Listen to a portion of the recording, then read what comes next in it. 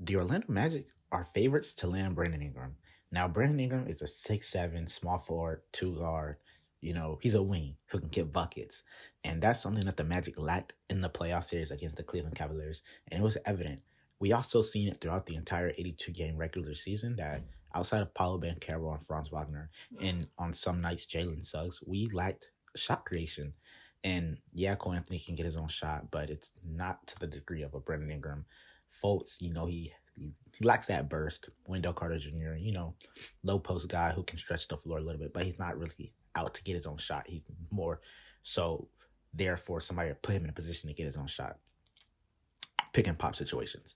But if the Magic were to trade for a guy like Brandon Ingram, who is on an expiring deal, has 1 year left, it would either be, worst case scenario, it would be a 1 year rental. And for the deal that I have cooked up, I don't think that's the worst thing. Obviously Gary Harris would get into that deal, or Gary Harris would be thrown into the deal, but we'll get into the deal I have cooked up in a minute. But let's keep talking about Brandon Ingram real quick. Stay on one thing at a time. Last year, Brandon Ingram played 64 games, played about 32, 33 minutes a game, shot 49% from the field and 35% from three on 4 attempts.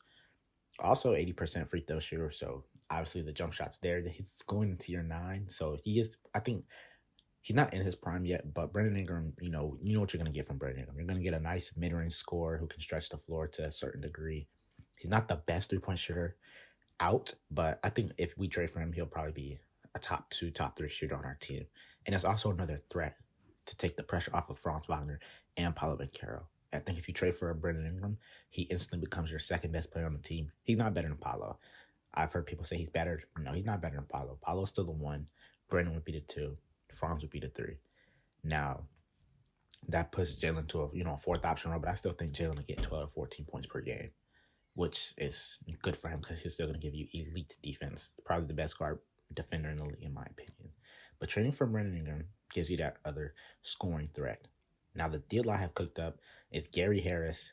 We signed him to a sign and trade, throw him in the deal, throw in a first-round pick. I believe Denver's first-round pick that I have cooked up, Denver's first-round pick in 2025, and then I believe a second-round pick. So Gary Harris signs on a sign and trade deal, Denver's 2025 first-round pick, as well as a second-round pick from this year's draft, I believe. This year or next year's draft. I just know it's a second-round pick.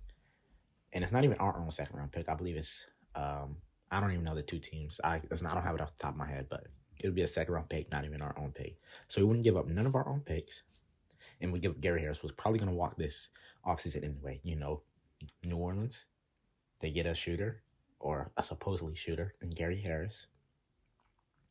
On a small deal, they could trade him away. Obviously have an option on it, if need be, to make the money work a little bit, or if they want to get off the deal. Or they could even flip him.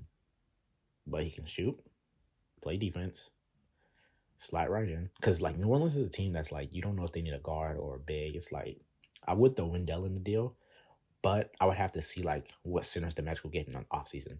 That's the only reason I didn't throw Wendell in the deal instead of Gary Harris. But the Magic should, without a doubt, trade for Brandon Ingram.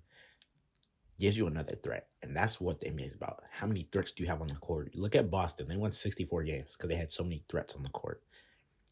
Granted, Derek White wasn't really a threat before he got to Boston, but playing with Boston let him expand his game. So